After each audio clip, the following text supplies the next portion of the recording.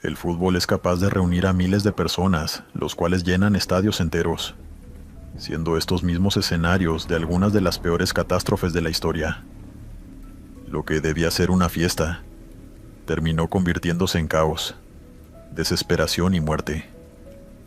Fallas de seguridad, decisiones incomprensibles, infraestructuras deficientes y errores humanos transformaron partidos que terminaron en muertos, heridos y responsables que nunca aparecieron.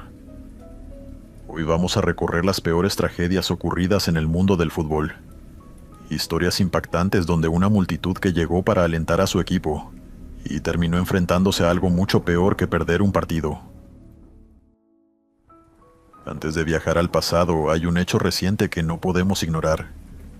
Mientras el mundo del fútbol inicia una nueva Copa del Mundo en uno de los estadios más emblemáticos del planeta, una tragedia reciente volvió a recordar algo incómodo. Un estadio lleno puede pasar de ser una fiesta a convertirse en una zona de desastre. El 28 de marzo de 2026, el histórico Estadio Azteca abrió nuevamente sus puertas después de una remodelación multimillonaria, realizada con vistas al Mundial. Rebautizado como Estadio Banorte o Estadio Ciudad de México, el recinto iba a inaugurar una nueva etapa con un partido amistoso entre las selecciones de México y Portugal. La expectativa era enorme. Más de 80,000 personas estaban convocadas para asistir a un evento que trascendía lo deportivo y que simbolizaba el regreso de uno de los templos más importantes del fútbol mundial. Sin embargo, minutos antes del inicio del partido, un hombre cayó desde la estructura. En el tan esperado partido inaugural en el Estadio Banorte, celebrado este fin de semana, un aficionado murió minutos antes de que comenzara el partido México contra Portugal. Testigos aseguran que este joven de aproximadamente 27 años iba en estado de ebriedad cuando ocurrió el accidente. En la zona de palcos, un aficionado intentó descender desde el segundo nivel hacia el primero, utilizando la parte exterior de la estructura. Según informaron posteriormente las autoridades, el hombre se encontraba en estado de ebriedad. Durante la maniobra perdió el equilibrio y cayó hasta la planta baja. El personal médico acudió de inmediato para asistirlo, pero las lesiones sufridas fueron demasiado graves y terminó falleciendo. El partido se jugó de todas formas. México y Portugal empataron sin goles. Mientras tanto, la noticia comenzaba a recorrer medios de todo el mundo. No hubo una estampida, no hubo enfrentamientos, no hubo incendios ni derrumbes. Solo un hombre, una decisión equivocada y una caída fatal. Pero el hecho dejó una imagen imposible de ignorar. El estadio que el 11 de junio albergó la ceremonia inaugural del Mundial estrenó su nueva era con una víctima mortal en su primer día de funcionamiento. Y fue entonces cuando volvió a surgir una pregunta que acompaña cada una de las tragedias que veremos en este video. Después de décadas de accidentes, investigaciones, reformas y promesas de cambio, ¿realmente hemos aprendido de los errores del pasado? Los casos que vienen a continuación obligan a cuestionarlo. Dale me gusta y suscríbete si lo estás disfrutando. Continuamos. El miércoles 16 de octubre de 1996, en Guatemala había una expectativa enorme. La selección nacional enfrentaba a Costa Rica en el Estadio Nacional Mateo Flores por las eliminatorias rumbo al Mundial de Francia 1998. Para miles de guatemaltecos no se trataba simplemente de un partido de fútbol.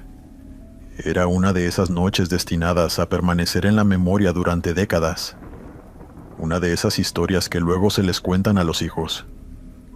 Entre quienes asistieron estaba Marco Tulio Chamale, de 31 años, acompañado por sus 5 hermanos: Samuel, María del Carmen, Edgar Genaro, Blanca Lidia y Mónica Elizabeth, la menor de todos de apenas 17 años. Después de años atravesando dificultades económicas y personales, habían decidido regalarse una noche de alegría. Sin embargo, cuando todo terminó, solo Marco Tulio logró regresar a casa. El escenario de la tragedia fue el Estadio Nacional Mateo Flores, construido en 1950. Su arquitectura presentaba un detalle que terminó siendo clave. El estadio estaba construido dentro de una enorme depresión del terreno, como si hubiese sido excavado en un gigantesco pozo. Eso obligaba a los espectadores a ingresar por la parte superior de las tribunas y descender luego hacia sus ubicaciones. En otras palabras, para entrar al estadio había que bajar. La capacidad oficial era de 47.555 personas. Y para aquel encuentro, la Federación Nacional de Fútbol había puesto a la venta 45.796 entradas. El operativo de seguridad incluía 365 agentes de la Policía Nacional, 77 efectivos de seguridad privada y 38 miembros de la Guardia Presidencial. Sobre el papel todo parecía estar bajo control. Sin embargo, las estimaciones posteriores indicarían que alrededor de 65.000 personas intentaron ingresar al estadio esa noche. Entonces sí nos asustó en el sentido de que casi todas nuestras familias iban a ver ese partido. Entonces sí nos asustó un poquito porque casi se llenaba medio estadio nuevamente con la gente que había afuera. La diferencia entre las entradas autorizadas y la cantidad real de asistentes tenía una explicación incómoda que las autoridades nunca investigaron a fondo. Durante los días previos circuló una enorme cantidad de boletos falsificados, sumados a la reventa ilegal que se multiplicó alrededor del encuentro. Algunas estimaciones hablan de al menos 7.000 entradas falsas en circulación.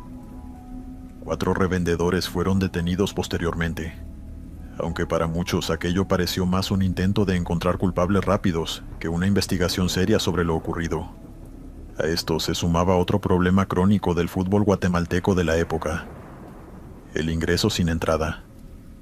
El estadio no contaba con molinetes ni sistemas efectivos de control, y los llamados colados era algo común. En ocasiones anteriores se habían registrado jornadas con 30.000 espectadores, pese a que oficialmente solo se habían vendido 15.000 boletos. Era una situación conocida por todos y tolerada desde hacía años. El fotógrafo Héctor René Monroe llegó al estadio alrededor de las 5:30 de la tarde. 1 hora y media después, mientras recorría el exterior del recinto, pasó frente a la puerta 14 de la tribuna sur, el sector más económico y también el más concurrido del estadio. Aquella entrada conducía a través de un túnel estrecho y oscuro que desembocaba en la tribuna. Al observar la cantidad de personas acumuladas en el lugar, Monroe le comentó a un colega que estaba seguro de que habría problemas cuando la gente descubriera que ya no quedaban lugares disponibles. La tribuna, según su apreciación, ya se encontraba al límite de su capacidad. Media hora después, todo colapsó. A las 7:30 de la tarde, apenas media hora antes del comienzo del partido, miles de personas seguían esperando para ingresar a la tribuna sur. Muchos tenían entradas legítimas en sus manos y estaban convencidos de que tenían derecho a ocupar un lugar. La presión comenzó a aumentar y finalmente la multitud derribó los 2 controles ubicados en la puerta 14. En cuestión de segundos, cientos de personas comenzaron a descender por el túnel al mismo tiempo. Los que venían detrás seguían empujando, mientras los que estaban adelante ya no tenían espacio para avanzar. El túnel se convirtió en una trampa. Las primeras personas comenzaron a caer y fueron arrastradas por la presión de quienes seguían llegando desde atrás. Al final del pasillo se encontraba una valla metálica que había sido reforzada apenas unas horas antes, con alambres adicionales en su parte superior. Aquella medida, que buscaba mejorar la seguridad, terminó transformándose en uno de los elementos más letales de toda la tragedia. Los cuerpos quedaron comprimidos contra la estructura mientras la masa humana continuaba empujando sin saber lo que estaba ocurriendo más adelante. Las víctimas comenzaron a morir asfixiadas, con fracturas cervicales y graves lesiones en la base del cráneo. Lo más inquietante es que, apenas unos metros más arriba, gran parte de los espectadores ni siquiera era consciente de lo que estaba sucediendo. La música seguía sonando por los altoparlantes, y el ambiente todavía conservaba el tono festivo de los minutos previos al encuentro. Todo cambió cuando comenzaron a escucharse los primeros gritos, que advertían que había personas muertas en la tribuna. La reacción de las autoridades fue tan lenta como incomprensible. Los policías ubicados sobre el campo de juego observaron durante varios minutos la desesperación de quienes pedían ayuda desde la tribuna sur. La multitud gritaba que abrieran la puerta que comunicaba con el terreno de juego para aliviar la presión, pero los agentes permanecían inmóviles y se limitaban a negar con la cabeza. La situación terminó cambiando gracias a una persona que ni siquiera pertenecía a las fuerzas de seguridad guatemaltecas. El teniente coronel José Tobías Cadena, miembro de la Guardia Civil Española, participaba en el país en tareas de asesoramiento policial. Cuando comprendió la gravedad de lo que estaba ocurriendo, corrió en busca de las llaves de la puerta de emergencia, pero quien debía custodiarlas se negó a entregárselas. Según los testimonios posteriores, Cadena lo tomó del cuello, lo apartó y le arrebató las llaves. Luego corrió hacia la tribuna sur y abrió la puerta. Lo que ocurrió después fue una escena de absoluto horror. Una avalancha humana irrumpió sobre el campo de juego. Entre quienes lograban escapar aparecían personas inconscientes, heridos de gravedad y cadáveres que eran arrastrados por familiares o voluntarios. Otros cuerpos eran pisoteados involuntariamente por quienes seguían intentando salir desesperadamente de aquel embudo mortal. Pero para entonces ya era demasiado tarde. Los fallecidos comenzaron a ser alineados sobre la pista atlética y cubiertos con las chaquetas de los bomberos. A medida que la fila crecía, el murmullo del estadio fue desapareciendo.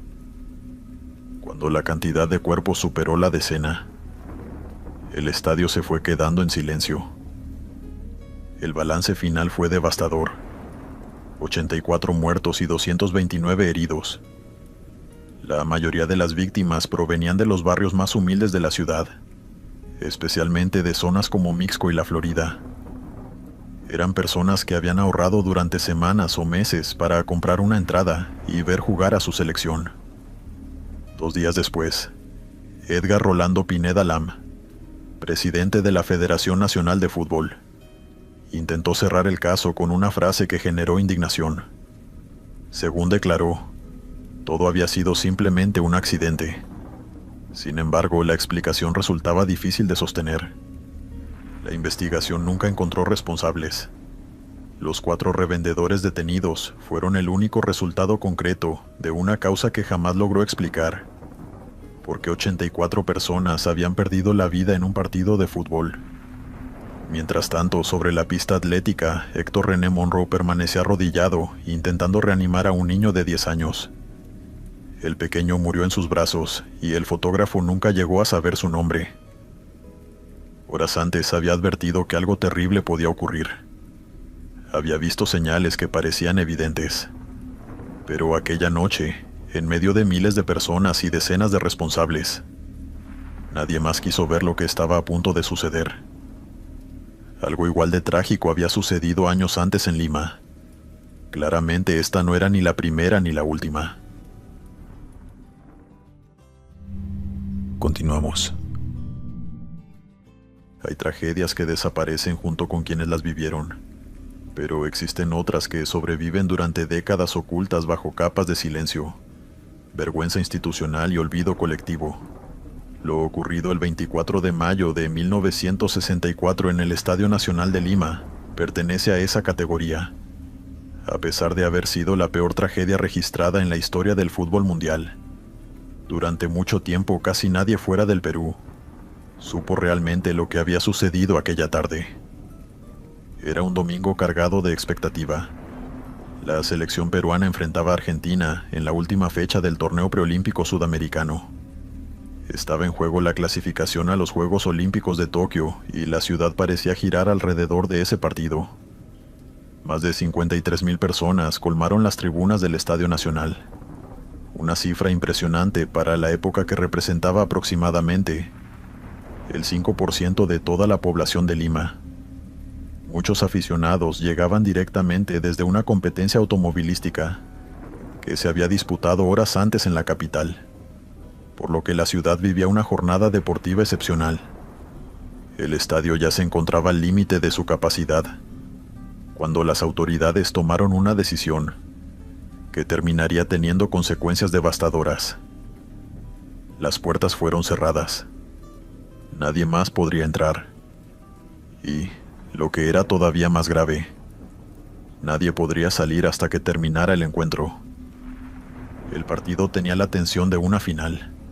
Perú necesitaba al menos un empate para mantener vivas sus posibilidades de clasificación, mientras que Argentina llegaba invicta y sabía que una derrota podía dejarla fuera de los Juegos Olímpicos. El gobierno de Fernando Belaúnde Terry atravesaba sus primeros meses en el poder en medio de conflictos sociales y promesas de modernización. Como tantas veces ocurre en contextos complejos, el fútbol funcionaba como una válvula de escape y una fuente de orgullo nacional. Durante gran parte del encuentro el resultado permaneció abierto, pero a los 63 minutos llegó el primer golpe para los locales. Tras un rechazo defectuoso del arquero peruano, Néstor Manfredi aprovechó la oportunidad y marcó el 1-0 para Argentina. El estadio entero sintió el impacto. A partir de ese momento, la ansiedad comenzó a transformarse lentamente en tensión. El reloj avanzó hasta el minuto 83. Y entonces ocurrió lo que todo el país estaba esperando. Víctor Lobatón, conocido popularmente como Quilo, consiguió marcar el empate. Durante unos segundos las tribunas explotaron de alegría. Miles de personas saltaron, gritaron y se abrazaron convencidas de que Perú seguía con vida en el torneo. Sin embargo, la celebración duró muy poco. El árbitro uruguayo Ángel Eduardo Pasos anuló el gol al considerar que Lobatón había cometido una infracción sobre el arquero argentino. Las protestas fueron inmediatas, pero en aquella época no existían repeticiones ni revisiones tecnológicas. La decisión era definitiva. El marcador volvió a favorecer al equipo argentino, y la euforia colectiva se transformó en indignación en cuestión de segundos. La tensión acumulada encontró rápidamente una vía de escape. Desde la tribuna sur descendió un aficionado conocido como Negro Bomba, con la intención de increpar al árbitro. La policía intervino utilizando perros para reducirlo, pero el ambiente ya se había vuelto explosivo. Otro hincha también intentó acercarse al juez y fue golpeado. El descontento se extendía por todo el estadio, mientras la autoridad respondía con una dureza cada vez mayor. Ante el creciente caos, Pasos decidió dar por terminado el encuentro. Lo que vino después transformó una protesta deportiva en una catástrofe nacional. La respuesta policial fue completamente desproporcionada. Comenzaron los bastonazos, los empujones y, finalmente, el lanzamiento de gases lacrimógenos directamente sobre las tribunas. El problema era que las puertas continuaban cerradas. Miles de personas intentaron escapar del humo, del pánico y de la violencia, pero no tenían a dónde ir. Los accesos se convirtieron en embudos humanos donde cada segundo empeoraba la situación. La gente corría desesperadamente hacia salidas bloqueadas, tropezaba en las escaleras y caía. Quienes venían detrás seguían avanzando sin saber lo que ocurría adelante. Los cuerpos comenzaron a acumularse unos sobre otros. Cada caída arrastraba a más personas, y cada nueva víctima aumentaba la presión sobre quienes ya estaban atrapados. Muchos murieron asfixiados, otros sufrieron fracturas mortales o fueron aplastados por la multitud. Todo ocurrió en cuestión de minutos. Mientras tanto, varios jugadores permanecían ajenos a la magnitud de la tragedia. Héctor Chumpitaz se encontraba en el vestuario cuando alguien salió a averiguar qué estaba sucediendo, y regresó diciendo que había 2 muertos. La noticia resultaba aterradora por sí sola, pero la realidad era muchísimo peor. Los futbolistas permanecieron encerrados durante aproximadamente 2 horas, creyendo que se trataba de un incidente grave pero limitado. Ninguno imaginaba que, a pocos metros de ellos, se estaba desarrollando la peor tragedia en la historia del deporte. Cuando finalmente se conocieron las cifras, el país entero quedó paralizado. El saldo oficial fue de 328 personas fallecidas y más de 500 heridas. Muchos sobrevivientes presentaban fracturas, contusiones severas y lesiones provocadas por los gases lacrimógenos. El árbitro Ángel Eduardo Pasos tuvo que ser evacuado en helicóptero ante el temor de que una multitud enfurecida intentara lincharlo, y jamás volvió a dirigir un partido internacional. Pero el desastre no terminó en el estadio. La noticia se propagó rápidamente por Lima y provocó una reacción social sin precedentes. Familiares desesperados comenzaron a buscar a sus seres queridos mientras la ciudad se sumergía en el caos. Hubo incendios, saqueos y enfrentamientos violentos. 2 policías fueron linchados por grupos enfurecidos, y la situación alcanzó tal gravedad que el presidente decretó el estado de emergencia. Suspendió garantías constitucionales y ordenó el despliegue del ejército. La capital peruana quedó bajo toque de queda. En medio de la crisis, el comandante de la Guardia Republicana, Jorge de Azambuja, fue uno de los pocos funcionarios que reconoció públicamente su responsabilidad. Admitió haber dado la orden de mantener cerradas las puertas y autorizar el lanzamiento de gases lacrimógenos. Fue condenado a 30 meses de prisión, y más de 40 policías recibieron sanciones administrativas, aunque la mayoría regresó posteriormente a sus funciones. El coronel Ramón Rodríguez, uno de los oficiales de alto rango involucrados en el operativo, terminó quitándose la vida semanas después. Sin embargo, ningún funcionario civil ni autoridad política enfrentó consecuencias penales. La investigación terminó diluyéndose entre informes, declaraciones y responsabilidades compartidas. La FIFA y el Comité Olímpico Internacional exigieron explicaciones, pero nunca obtuvieron respuestas satisfactorias. Con el paso de los meses, la tragedia fue presentada como una cadena de fatalidades desafortunadas, en lugar de una sucesión de decisiones concretas tomadas por personas concretas. La causa judicial se cerró sin responsables reales. Argentina consiguió la clasificación y abandonó el país en silencio, aunque más tarde renunciaría a participar en los propios Juegos Olímpicos de Tokio por desacuerdos reglamentarios. Perú quedó eliminado y el Estadio Nacional fue clausurado. Con el paso de los años, el fútbol peruano intentó seguir adelante, pero el recuerdo de aquella tarde nunca desapareció por completo. 328 personas fallecidas. La mayor tragedia ocurrida en un estadio de fútbol en toda la historia del mundo. Una tarde que comenzó con la ilusión de clasificar a unos Juegos Olímpicos y terminó con centenares de cuerpos acumulados en los pasillos de un estadio, cuyas puertas permanecían cerradas mientras el pánico se extendía sin control.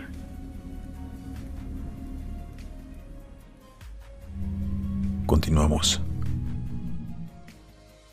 Si la tragedia de Lima permanece como la peor catástrofe de la historia del fútbol mundial, Argentina tiene su propia herida imposible de cerrar.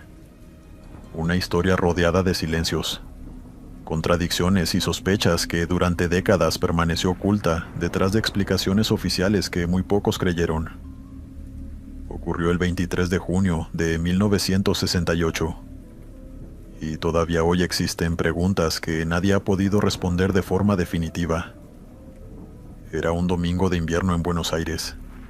En el Estadio Monumental de River Plate acababa de terminar uno de los partidos más importantes del calendario futbolístico argentino, el superclásico entre River y Boca. El encuentro había finalizado empatado, y miles de hinchas ceneices comenzaron a abandonar el estadio para regresar a sus casas. Entre ellos había muchísimos adolescentes y jóvenes que habían asistido para vivir una tarde de fútbol que parecía completamente normal. Nadie imaginaba que, en cuestión de minutos, aquel partido quedaría asociado para siempre con la mayor tragedia de la historia del deporte argentino. Uno de los accesos asignados a la parcialidad visitante era la llamada Puerta 12. El recorrido hasta la calle se realizaba a través de un túnel oscuro y poco iluminado, con apenas un foco para alumbrar toda la estructura. Al final del trayecto había una escalera por la que miles de personas comenzaron a descender al mismo tiempo una vez concluido el encuentro. Además, el sol de la tarde ya se encontraba bajo sobre el horizonte, dificultando todavía más la visibilidad dentro del pasillo. Fue allí donde todo comenzó a salir mal, por razones que siguen siendo motivo de discusión más de medio siglo después. La salida hacia el exterior no estaba despejada. Mientras la multitud continuaba avanzando escalón tras escalón, la presión humana comenzó a acumularse en la parte inferior del acceso. Los que venían desde arriba desconocían lo que estaba ocurriendo adelante y seguían empujando. Los que se encontraban cerca de la salida ya no tenían espacio para moverse. En pocos segundos comenzaron las caídas. Las primeras personas quedaron atrapadas debajo de quienes seguían avanzando, y el pánico se propagó rápidamente por toda la estructura. Algunos intentaron retroceder, pero chocaron contra la masa de espectadores que continuaba descendiendo sin saber lo que estaba pasando. Otros intentaron aferrarse a las paredes o a las barandas, pero la presión era demasiado grande. Los especialistas describen este tipo de episodios como un fenómeno acordeón. La multitud colapsa sobre sí misma dentro de un espacio cerrado, sin vías de escape y sin posibilidad de aliviar la presión. Una vez iniciado el proceso, cada nueva persona que cae multiplica el riesgo para quienes la rodean. Eso fue exactamente lo que ocurrió en Puerta 12. La cifra oficial estableció que 71 personas murieron y más de 200 resultaron heridas. La mayoría de las víctimas tenía alrededor de 19 años de edad. Sin embargo, desde el primer momento circularon dudas sobre esos números. Algunos testimonios posteriores sostuvieron que la cantidad real de fallecidos podría haber sido muy superior, y que el número verdadero se acercaba a las 200 víctimas fatales. Como en muchas tragedias rodeadas de sospechas, la discusión sobre las cifras terminó convirtiéndose en parte del propio misterio. Miguel Durrieu tenía apenas 14 años aquella tarde y sobrevivió por muy poco. Décadas después recordaría que prácticamente nunca llegó a caminar por la escalera. La multitud lo transportaba sin que pudiera controlar sus movimientos. Cuando la presión aumentó, sintió cómo el aire desaparecía. Escuchó gritos provenientes de todas direcciones y finalmente perdió el conocimiento. Cayó al suelo entre decenas de personas, pero milagrosamente no terminó aplastado. Otro caso estremecedor fue el de Juan Carlos Salomo. Durante el operativo de rescate, alguien lo dio por muerto y escribió el número 19 sobre su pecho, identificándolo como un cadáver más. Sin embargo, cuando llegó al hospital descubrieron que todavía respiraba. Había sufrido daños gravísimos por la falta de oxígeno. Su piel había adquirido una coloración oscura. Uno de sus oídos había reventado por la presión y estuvo cerca de perder la vista. Durante décadas la explicación oficial sostuvo que todo había sido consecuencia de una combinación de errores estructurales. Se habló de una puerta cerrada, de molinetes que no habían sido retirados correctamente y de una desafortunada cadena de circunstancias. Sin embargo, los testimonios de sobrevivientes, antiguos funcionarios y diversas investigaciones posteriores comenzaron a señalar una posibilidad mucho más inquietante. Para entender esa hipótesis es necesario recordar el contexto político de la época. Argentina atravesaba la dictadura militar de Juan Carlos Onganía. La llamada Revolución Argentina gobernaba el país con una política represiva que otorgaba amplios poderes a las fuerzas de seguridad. Según la investigación desarrollada durante años por el periodista Pablo Lisoto, la tragedia podría haber sido consecuencia directa de un operativo policial que bloqueó deliberadamente la salida de los hinchas.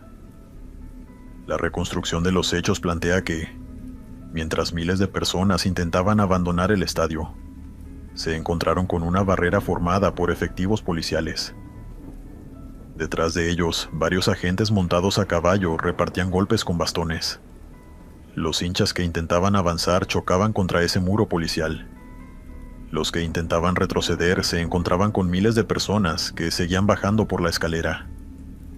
El resultado fue una gigantesca trampa humana donde la presión aumentó hasta niveles mortales. Años después, un exinspector general de la municipalidad que estuvo presente aquella tarde respaldó esa hipótesis. Según su testimonio, efectivos policiales actuaron contra las personas que descendían por la escalera mientras la salida permanecía obstruida por la policía montada. En ese punto, explicó, se produjo el desbande que terminó desencadenando la tragedia. Algunas versiones incluso sugieren que el detonante de la represión pudo haber sido político. Durante el encuentro, sectores de la hinchada de Boca habrían entonado la marcha peronista, algo que en plena dictadura podía interpretarse como un acto de desafío. Lizoto llegó a comparar lo ocurrido con otras acciones represivas del régimen, como la recordada Noche de los Bastones Largos de 1966. Lo cierto es que, independientemente de cuál haya sido la causa exacta, la investigación judicial nunca logró establecer responsabilidades concretas. Inicialmente fueron procesados 2 directivos de River Plate por presunta negligencia, pero terminaron siendo absueltos por la Cámara de Apelaciones. La Policía Federal jamás respondió por su actuación, y el gobierno militar cerró rápidamente cualquier posibilidad de profundizar las investigaciones. Según diversas denuncias posteriores, no se realizaron autopsias completas sobre las víctimas, no se permitió registrar imágenes de los cuerpos, y la cobertura periodística estuvo fuertemente condicionada por el contexto político. El resultado fue un silencio que se prolongó durante décadas. La AFA y los clubes involucrados constituyeron un fondo común para indemnizar a las familias. El monto total rondó los $100,000, lo que equivalía a poco más de $1,000 por cada vida perdida. A cambio se exigía la renuncia a futuras acciones judiciales. La mayoría aceptó. Solo 2 familiares decidieron continuar la batalla legal: Nélida Oneto de Giannoli y Diógenes Úgaro. Ambos llevaron el caso a los tribunales y lograron obtener indemnizaciones considerablemente mayores. Sin embargo, el silencio institucional fue más allá de los tribunales. Durante décadas ni Boca ni River realizaron homenajes oficiales significativos. La propia Puerta 12 desapareció del mapa simbólico del estadio. Primero fue rebautizada como Acceso L, luego como K y actualmente corresponde a la Puerta M. El número 12 quedó asociado exclusivamente a la hinchada de Boca y a la idea del jugador número 12, mientras la tragedia parecía quedar relegada a un recuerdo incómodo que nadie quería mencionar. Recién en 2008 comenzó a romperse parcialmente ese silencio, cuando River colocó una placa conmemorativa en el lugar de los hechos. Ese mismo año se estrenó el documental Puerta 12, dirigido por Pablo Tesoriere, una de las primeras obras audiovisuales dedicadas a rescatar la memoria de las víctimas. Una década después, al cumplirse 50 años de la tragedia, Boca Juniors realizó un pedido público de disculpas por la falta de reconocimiento institucional.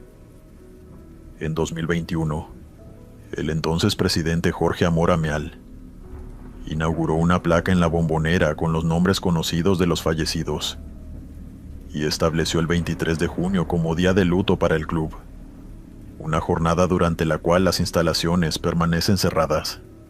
El trabajo de reconstrucción histórica continuó avanzando. En 2023, Pablo Lizoto publicó Una tarde de junio, la primera investigación periodística exhaustiva sobre el caso. Entre sus conclusiones apareció un dato que contradijo más de 50 años de relatos simplificados. No todas las víctimas eran hinchas de Boca. Al menos 3 simpatizantes de River y 1 de Racing también murieron aquella tarde. Quizás ese detalle resume mejor que cualquier otro la dimensión humana de la tragedia. Porque más allá de los colores, las rivalidades o las disputas sobre lo que realmente ocurrió en la salida del estadio, las víctimas eran personas que habían ido a ver un partido de fútbol y nunca regresaron a sus hogares. Más de medio siglo después, La tragedia de Puerta 12 continúa siendo la mayor catástrofe de la historia del deporte argentino. Una tarde de junio que el fútbol intentó olvidar durante demasiado tiempo y que todavía permanece envuelta en preguntas que jamás encontraron respuesta. Continuamos. Lo que hace diferente a la tragedia de Hillsborough, de todas las demás que vimos en este especial, es que aquí no hubo una sola catástrofe, sino dos. La primera ocurrió dentro de un estadio de fútbol y duró apenas unos minutos. La segunda se desarrolló durante más de 3 décadas, en tribunales, oficinas gubernamentales y titulares de periódicos. La primera dejó decenas de muertos. La segunda intentó convencer al mundo de que las víctimas habían sido responsables de su propia tragedia. Era el 15 de abril de 1989. El estadio Hillsborough, en la ciudad inglesa de Sheffield, había sido elegido como sede neutral para la semifinal de la Copa FA entre Liverpool y Nottingham Forest. No era una designación extraña. El recinto llevaba años recibiendo partidos de esta magnitud, pero existía un problema que las autoridades conocían perfectamente y que habían ignorado durante demasiado tiempo. El sector de Leppings Lane, asignado a los aficionados del Liverpool, ya había protagonizado episodios preocupantes en el pasado. En 1981, una avalancha humana había dejado 38 heridos. Situaciones similares volvieron a registrarse en 1987 y 1988. Incluso un aficionado llegó a escribir a la Federación Inglesa de Fútbol, describiendo el peligroso nivel de hacinamiento que se producía en esa zona y el miedo que sentían quienes quedaban atrapados allí. La advertencia fue archivada. Nadie hizo nada. Como si eso no fuera suficiente, apenas 3 semanas antes del encuentro, había sido apartado del operativo el oficial que mejor conocía el estadio y que había supervisado los partidos anteriores. Su reemplazante fue David Dukenfield, un superintendente jefe que jamás había gestionado un encuentro con entradas agotadas y que tampoco poseía la experiencia necesaria para enfrentar una situación semejante. La tarde del partido, miles de aficionados de Liverpool comenzaron a concentrarse en los accesos de Leppings Lane. El problema era evidente. Solo 23 molinetes daban acceso a un sector preparado para más de 24,000 personas. En contraste, los aficionados del Nottingham Forest disponían de 60 puntos de ingreso. A medida que se acercaba la hora del comienzo, la multitud acumulada en el exterior se volvía cada vez más densa y peligrosa. Un oficial pidió por radio retrasar el inicio del partido, exactamente igual que se había hecho en ocasiones anteriores cuando el acceso de público se complicaba. La solicitud fue rechazada. Con la presión creciendo minuto a minuto, Dukenfield tomó una decisión que marcaría el destino de cientos de personas. Ordenó abrir la puerta C, una salida destinada normalmente a la evacuación. Miles de aficionados ingresaron de golpe por un túnel estrecho que desembocaba directamente en los corrales centrales, que ya estaban completamente saturados. Nadie los desvió hacia los sectores laterales, donde todavía existía espacio disponible. Los que entraban no podían ver lo que estaba ocurriendo delante. Los que estaban delante no tenían forma de escapar. A las 3 de la tarde comenzó el partido, y al mismo tiempo, comenzó también la tragedia. La presión de la multitud empujó a cientos de personas contra las vallas metálicas que separaban las gradas del terreno de juego. Quienes quedaban atrapados apenas podían respirar. Algunos intentaban trepar las rejas. Otros levantaban a niños por encima de sus cabezas buscando salvarlos. Muchos murieron de pie porque el hacinamiento era tan extremo que ni siquiera había espacio para desplomarse. Desde su arco, el portero del Liverpool, Bruce Grobbelaar, observaba cómo los aficionados detrás de él gritaban desesperadamente pidiendo ayuda. Sin embargo, muchos policías interpretaron la situación como un intento de invasión de campo y concentraron sus esfuerzos en impedir que las personas escaparan de los corrales. 5 minutos después del inicio, el encuentro fue suspendido. Pero para muchos ya era demasiado tarde. Mientras el caos se apoderaba del estadio, los propios aficionados comenzaron a improvisar tareas de rescate. Arrancaron carteles publicitarios para utilizarlos como camillas y transportaron heridos hacia el césped. Personas sin ninguna formación médica intentaban realizar maniobras de reanimación cardiopulmonar a familiares, amigos o completos desconocidos. 42 ambulancias llegaron a Hillsborough aquella tarde. Solo 3 ingresaron al terreno de juego. Las demás permanecieron fuera debido a una cadena de errores organizativos y protocolos que nadie activó correctamente. Muchos heridos que podrían haber recibido atención urgente quedaron atrapados en medio de la confusión, esperando una ayuda que nunca llegó a tiempo. El balance oficial terminó siendo de 97 víctimas fatales. Entre ellas se encontraba John Paul Gilhooly, un niño de apenas 10 años que había asistido al partido lleno de ilusión. Era primo de un chico de 8 años llamado Steven Gerrard. Décadas después, el histórico capitán del Liverpool reconocería que aquella pérdida marcó profundamente su vida y alimentó su deseo de triunfar con la camiseta roja. También murieron padres junto a sus hijos, hermanos que habían asistido juntos al encuentro, y 2 hombres que estaban a punto de convertirse en padres por primera vez. La última víctima falleció en 2021, 32 años después del desastre, como consecuencia directa de las lesiones sufridas aquella tarde. Y fue entonces cuando comenzó el segundo acto de esta historia. Porque para los supervivientes y las familias, el sufrimiento no terminó cuando se vaciaron las tribunas. En muchos sentidos apenas estaba comenzando. Los años posteriores estuvieron marcados por depresiones severas, estrés postraumático, adicciones y suicidios. Para el 10º aniversario de la tragedia, ya se sabía que varios supervivientes habían acabado con sus propias vidas. Uno de los casos más dolorosos fue el de Stephen Whittle. Aquel día había vendido su entrada a un amigo porque debía trabajar. Su amigo murió en Hillsborough. Stephen jamás logró superar la culpa. Nunca volvió a entrar a un estadio y terminó quitándose la vida en 2011, cuando tenía 50 años. Mientras tanto, las familias debían enfrentar algo todavía más indignante. En los días posteriores a la tragedia, la policía de South Yorkshire comenzó a filtrar información falsa a distintos medios de comunicación.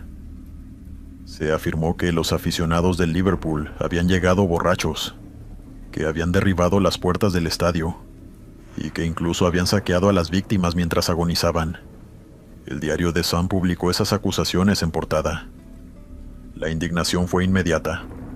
En Liverpool, miles de personas dejaron de comprar el periódico, y durante décadas el rechazo a ese medio se convirtió en una cuestión casi cultural.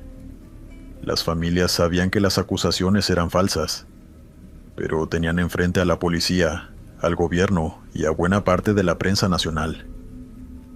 Las primeras investigaciones concluyeron en 1991, con un veredicto de muerte accidental. Las familias apelaron, perdieron, volvieron a intentarlo, volvieron a perder. En 1997, otra revisión judicial descartó reabrir el caso. Las acusaciones privadas contra Dukenfield también fracasaron, pero las familias nunca dejaron de luchar. Trevor Hicks, que perdió a sus 2 hijas en la tragedia, describió aquellos fallos como legalmente válidos, pero moralmente insoportables.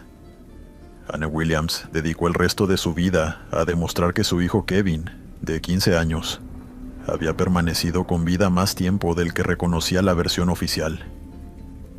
Murió en 2013 sin llegar a ver el desenlace de la batalla que había librado durante décadas. La verdad empezó a emerger recién en 2012.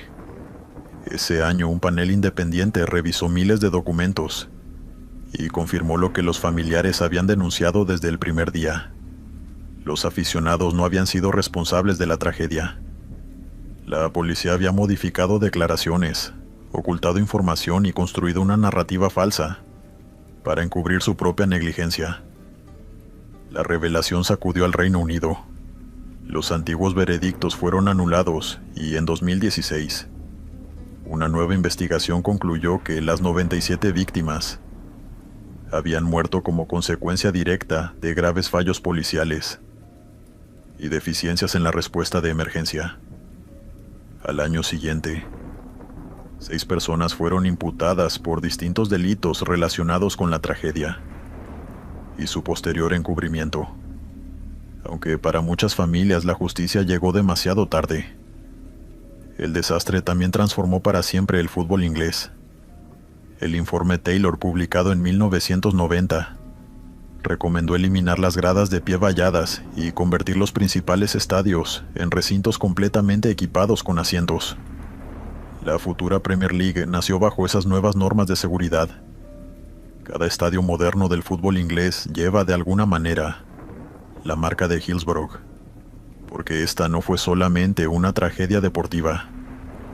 Fue una historia sobre el abuso de poder, sobre instituciones capaces de sostener una mentira durante 30 años, y sobre familias comunes que se negaron a aceptar esa mentira como verdad. Mientras otras tragedias de este ranking quedaron marcadas por la negligencia, Hillsborough añadió un elemento todavía más perturbador: el encubrimiento. 97 personas murieron aquel día en Sheffield, pero durante décadas además, alguien intentó convencer al mundo de que había sido culpa de ellas. Y quizás por eso, más que una tragedia futbolística, Hillsborough terminó convirtiéndose en una de las mayores luchas por la verdad y la justicia de la historia del deporte. Las tragedias no son solo recuerdos. Lamentablemente, como el caso inicial, también pasa durante nuestra época. Continuamos. Este último caso demuestra que, incluso después de décadas de lecciones sangrientas, la historia puede volver a repetirse. Ocurrió en pleno siglo XXI, en una época de cámaras de seguridad, protocolos internacionales y sistemas de control mucho más avanzados que los de las tragedias anteriores. Y aún así, el resultado fue una de las peores catástrofes que haya conocido el fútbol. La noche del 1 de octubre de 2022, la ciudad de Malang, en la provincia indonesia de Java Oriental, vivía una jornada que prometía ser inolvidable por motivos muy distintos. Más de 42,000 personas habían ingresado al estadio Kanjuruhan para presenciar uno de los clásicos más intensos del fútbol indonesio: Arema FC contra Persebaya Surabaya. El problema era que el estadio había sido diseñado para albergar alrededor de 38,000 espectadores. Incluso antes de que comenzara el partido, el recinto ya estaba sobrepasando su capacidad. La rivalidad entre ambos clubes llevaba décadas alimentando pasiones en toda la isla de Java. Cada enfrentamiento movilizaba a miles de aficionados y generaba un clima de enorme intensidad emocional. Sin embargo, aquella noche la rivalidad deportiva terminaría convertida en un detalle secundario frente a la magnitud de lo que estaba por ocurrir. Lo más inquietante es que las señales de advertencia habían aparecido mucho antes del pitazo inicial. Las autoridades policiales habían recomendado que el encuentro se disputara durante la tarde y con una asistencia estrictamente limitada a la capacidad oficial del estadio. La lógica detrás de esas recomendaciones era evidente. Un partido de alto riesgo, con una multitud masiva y una rivalidad histórica, requería las máximas medidas de precaución. Pero ninguna de esas sugerencias fue respetada. El encuentro comenzó a las 8:30 de la noche, con el estadio completamente desbordado y miles de personas ocupando cada rincón disponible. Durante los 90 minutos todo pareció transcurrir dentro de parámetros relativamente normales. Hubo tensión, nerviosismo y pasión, como en cualquier clásico de semejante magnitud. Sin embargo, el verdadero desastre no ocurrió durante el partido. Llegó cuando el árbitro señaló el final. Persebaya Surabaya se impuso por 3-2. Para cualquier aficionado neutral podía tratarse simplemente de una derrota deportiva, Pero para los seguidores del Arema FC, significaba algo mucho más profundo. Su equipo no perdía como local ante ese rival desde hacía 23 años. La caída fue vivida como una humillación histórica, y la frustración acumulada explotó de manera inmediata. Miles de aficionados comenzaron a descender desde las tribunas e invadieron el campo de juego. Las estimaciones hablan de cerca de 3.000 personas irrumpiendo sobre el césped. Algunos buscaban enfrentar a los jugadores, otros exigir explicaciones y muchos simplemente descargar la rabia de una derrota que consideraban inaceptable.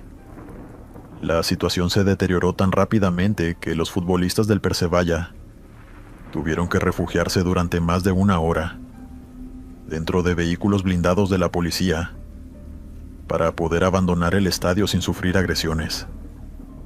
Los efectivos de seguridad intentaron contener la invasión, pero el número de personas superaba cualquier capacidad de control razonable. Fue entonces cuando se tomó la decisión que transformó una situación grave en una catástrofe histórica. La policía antidisturbios comenzó a disparar gas lacrimógeno. Al principio los proyectiles fueron dirigidos hacia el campo de juego, donde se encontraban los aficionados más agresivos. Sin embargo, poco después el gas comenzó a ser lanzado también hacia las tribunas. Allí permanecían miles de personas que no participaban de los disturbios, incluyendo familias enteras, niños, ancianos y espectadores que simplemente intentaban regresar a sus hogares después del partido. Lo que ocurrió a continuación fue una combinación letal de factores imposibles de controlar. Las condiciones meteorológicas hicieron que el gas no se dispersara adecuadamente. En lugar de desaparecer en el aire, quedó atrapado dentro del estadio y comenzó a extenderse por las gradas. En cuestión de minutos, decenas de miles de personas quedaron envueltas en una nube irritante que dificultaba la respiración, provocaba dolor ocular y generaba una sensación inmediata de desesperación. El pánico se propagó con una velocidad devastadora. Miles de personas comenzaron a correr al mismo tiempo buscando una salida. Muchos ni siquiera sabían exactamente hacia dónde se dirigían. Solo querían escapar de aquella nube que avanzaba sobre ellos. Familias enteras quedaron separadas. Padres perdieron de vista a sus hijos. Personas mayores fueron empujadas por la multitud. Los gritos comenzaron a mezclarse con la confusión y el miedo. Los especialistas en gestión de multitudes describen este escenario como uno de los peores posibles. Una estampida masiva dentro de un recinto cerrado y sobreocupado. Cuando miles de personas intentan escapar simultáneamente por accesos limitados, la multitud deja de comportarse como individuos y pasa a moverse como una sola masa. Quienes quedan atrapados en medio de esa presión prácticamente pierden toda capacidad de controlar sus movimientos. Eso fue exactamente lo que ocurrió en Kanjuruhan. Las personas comenzaron a caer unas sobre otras mientras intentaban alcanzar las salidas. Los accesos se transformaron en embudos imposibles de atravesar. Los cuerpos se acumulaban en el suelo, y quienes venían detrás continuaban avanzando sin poder detenerse. Los más vulnerables fueron los primeros en sucumbir. Niños, mujeres y personas mayores quedaron atrapados bajo una presión imposible de soportar. Las imágenes registradas por teléfonos móviles comenzaron a recorrer el mundo pocas horas después. En ellas podían verse aficionados trepando desesperadamente las vallas del estadio, grupos intentando cargar heridos hacia zonas seguras y decenas de cuerpos inmóviles tendidos sobre el suelo, mientras otros espectadores pedían ayuda a gritos. Dentro del estadio, el vestíbulo de los vestuarios fue improvisado como una sala de emergencias. Los propios jugadores del Arema FC participaron en las tareas de rescate mientras todavía llevaban puesta la indumentaria del partido. El médico del equipo recibió en pocos minutos a decenas de heridos, muchos de ellos en estado crítico. Algunas víctimas murieron mientras eran atendidas allí mismo. Días después, el entrenador del Arema declaró que una de las imágenes más difíciles de olvidar era la de sus futbolistas sosteniendo personas agonizantes entre los brazos. Para quienes habían llegado al estadio pensando únicamente en fútbol, aquella escena parecía pertenecer a una realidad completamente diferente. Mientras tanto, ambulancias, vehículos policiales y camiones militares comenzaron a trasladar heridos hacia los hospitales de Malang. Muchos fallecieron durante el trayecto. Otros murieron horas después pese a los esfuerzos médicos. Entre las víctimas había 39 menores de edad de entre 3 y 17 años. Una de las historias más conmovedoras fue la de una adolescente de 17 años, que había decidido asistir al encuentro, pese a que su madre le había pedido que no fuera. Su familia pasó horas recorriendo hospitales, hasta que finalmente la encontró en la morgue, sin identificación. Cuando se completaron los recuentos oficiales, el resultado fue devastador. Al menos 132 personas habían perdido la vida y 547 resultaron heridas. Algunas organizaciones sostuvieron posteriormente que la cifra real podría haber sido superior, argumentando que varios cuerpos fueron entregados directamente a las familias, sin quedar registrados en las estadísticas oficiales. Más allá de las discrepancias, una realidad resultaba imposible de discutir. La tragedia de Kanjuruhan se había convertido en uno de los desastres más mortíferos de toda la historia del fútbol. Superaba ampliamente el número de víctimas de Hillsborough y quedaba solo por detrás de la tragedia de Lima de 1964. Las consecuencias fueron inmediatas. El presidente de Indonesia ordenó la suspensión de la Liga Nacional, mientras se investigaban los hechos. El Arema FC fue sancionado sin poder disputar partidos como local durante el resto de la temporada, y 18 agentes policiales quedaron bajo investigación. Diversas organizaciones de derechos humanos, entre ellas Amnistía Internacional, denunciaron el uso excesivo de la fuerza contra una multitud compuesta mayoritariamente por civiles desarmados. La FIFA también reaccionó rápidamente. El organismo recordó que el uso de gases lacrimógenos dentro de los estadios está expresamente prohibido en sus recomendaciones de seguridad, y calificó lo ocurrido como uno de los días más oscuros de la historia reciente del fútbol. Porque, al igual que ocurrió en Guatemala, en Lima o en la Puerta 12, la tragedia de Kanjuruhan no fue consecuencia de un único error. Fue el resultado de múltiples decisiones equivocadas acumulándose unas sobre otras. Un estadio con más público del permitido, advertencias ignoradas, protocolos de seguridad incumplidos, una respuesta policial desproporcionada, infraestructura insuficiente para una evacuación masiva y, finalmente, el pánico colectivo que aparece cuando miles de personas descubren al mismo tiempo que no tienen una salida clara. El fútbol había convocado a miles de personas para una noche de pasión deportiva, pero cuando todo terminó, lo que quedó en Malang no fue el recuerdo de un clásico histórico. Fueron 132 vidas perdidas, cientos de familias destruidas y una tragedia que demostró, una vez más, que las peores derrotas del fútbol no siempre ocurren dentro de la cancha. Al final de cada desastre aparece siempre la misma pregunta: ¿quién responde cuando el fútbol se convierte en una trampa mortal? A veces la respuesta llegó años después y para muchos ya era demasiado tarde. Ninguna condena devuelve una vida. Ninguna investigación devuelve un hijo.